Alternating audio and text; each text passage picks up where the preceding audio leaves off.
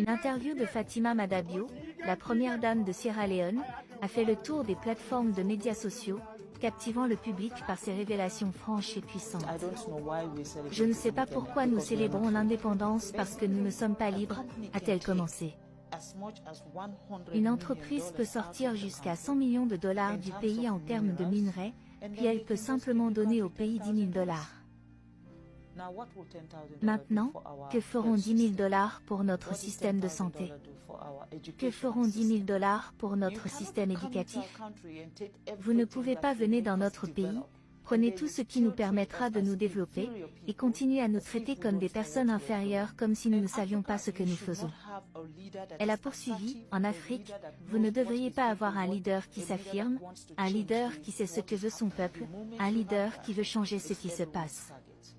Dès que vous avez cela, c'est la cible de tout le monde, et alors ils trouvent des raisons de vous ralentir et ils utilisent ce système de corruption. Ils utilisent des gens corrompus, ils utilisent des gens négatifs, ils utilisent des citoyens antipatriotiques pour s'en prendre à un gouvernement qui fait ce qui est bon pour un système. La première dame n'a pas mâché ses mots lorsqu'elle a évoqué le sort des chefs d'État africains qui osent donner la priorité aux intérêts de leur peuple avant les agendas étrangers. Le type de ressources minérales dont nous disposons dans notre pays est suffisant pour subvenir aux besoins de tous les habitants de ce pays. Nous ne devrions pas avoir un seul pauvre en Sierra Leone, mais malheureusement, nous n'avons pas le libre arbitre pour prendre des décisions par nous-mêmes. Ressources minérales. Il y a toujours un « grand frère » qui décide, et quand vous vous battez et dites non, nous n'allons pas faire ça, ils utilisent le système pour vous arrêter. Soit ils vous opposent, et ils le feront. Soutiendront l'opposition contre vous par l'arrière, ou ils provoqueront un chaos inutile dans votre pays, de sorte que vous ne serez même pas en mesure de gouverner votre propre peuple. Fatima Madabio a poursuivi, ils feront des choses qui vous rendront inutilisables, et bien sûr, tout pays qui n'a pas la paix ne peut pas se développer.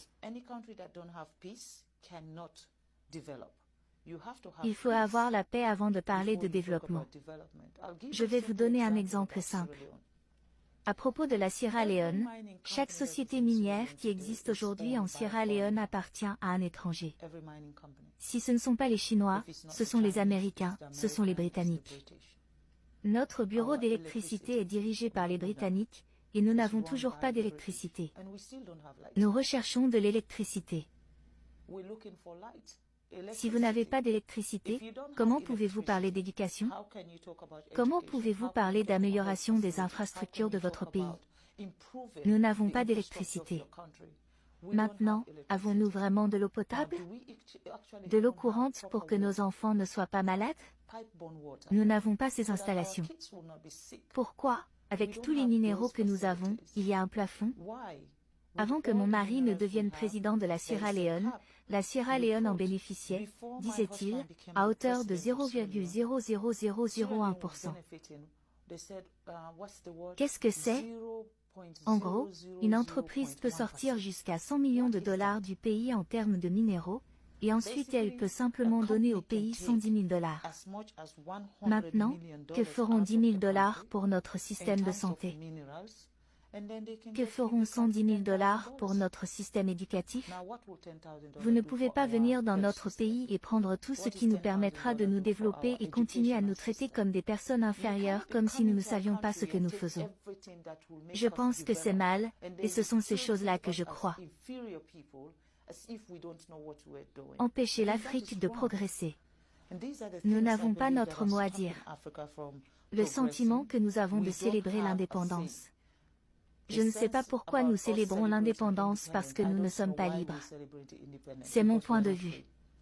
Je ne parle pas au nom du gouvernement de la Sierra Leone, ni au nom du gouvernement de la Sierra Leone. Au nom de son Excellence le Président. Je parle en tant que Fatima, en tant que citoyen d'un pays qui croit que les choses doivent changer. En Afrique, vous ne devriez pas avoir un leader qui s'affirme, un leader qui sait ce que veut son peuple, un leader qui veut changer ce qui se passe. Dès que vous avez cela, c'est la cible de tout le monde. Et puis ils trouvent une raison de ralentir. Ils trouvent des raisons de vous arrêter.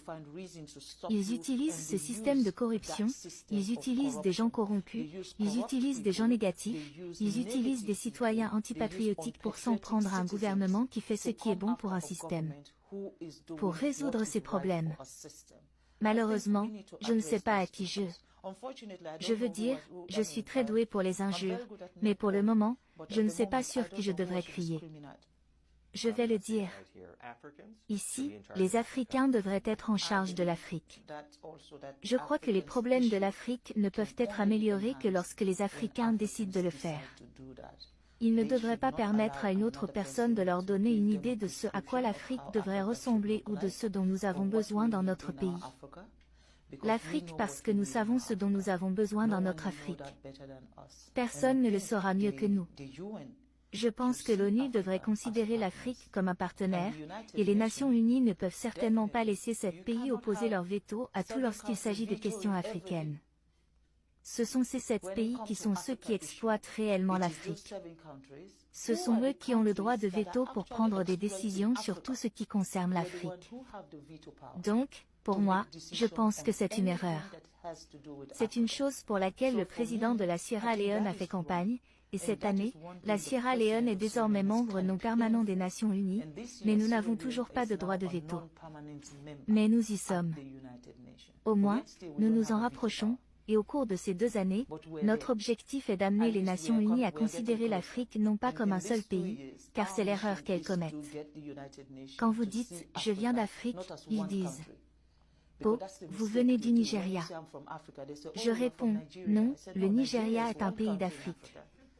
Nous avons 54 pays en Afrique, alors considérez-nous comme un continent. Ce que nous offrons au monde, l'Europe ne l'a pas. Ce que l'Afrique donne au monde, l'Europe ne l'a pas. L'Amérique ne l'a pas. L'Asie ne l'a pas. Parce que nous n'exploitons pas d'exploitation minière en Chine, nous ne faisons aucune exploitation minière en Amérique ou en Europe, mais ils le font dans toutes les régions d'Afrique, pas seulement en Sierra Leone, allez au Botswana, allez en Angola, allez partout. Ressources, et ce sont l'Occident et les Chinois qui sont là. Quand vous venez en Afrique, demandez-moi ce que je veux. Si vous me demandez, quelle nourriture veux-tu manger?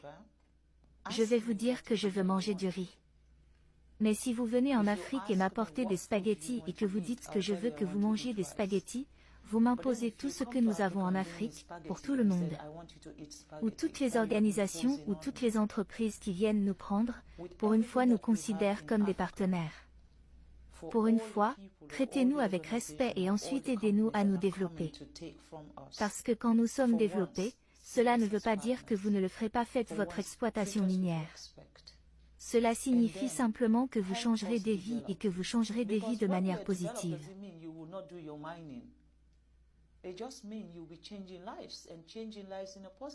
Si vous aimez les vidéos que je produis sur cette chaîne, prenez un peu de temps pour aimer et vous abonner à la chaîne.